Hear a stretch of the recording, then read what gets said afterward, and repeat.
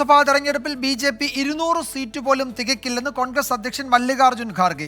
June 4-ന് India സഖ്യം സർക്കാർ രൂപീകരിക്കുമെന്നും അദ്ദേഹം ആത്മവിശ്വാസം പ്രകടിപ്പിച്ചു. അതേസമയം ഇന്ത്യ മുന്നണിക്ക് പുറത്തുനിന്നുള്ള പിന്തുണ മാത്രമാണ് തൃണമൂൽ കോൺഗ്രസ് നൽകുന്നതെന്ന് മമതാ ബാനർജി വ്യക്തമാക്കി.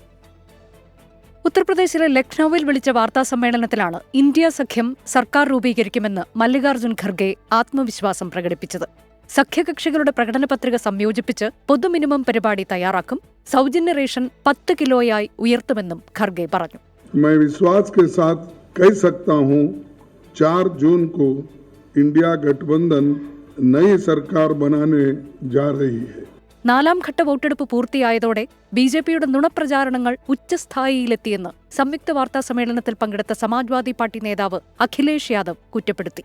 भारतीय जनता पार्टी का रथ फंस नहीं गया है, धस गया है और इसीलिए उनकी भाषा बदली है, जो उन्हें अपने काम पर वोट मांगना था.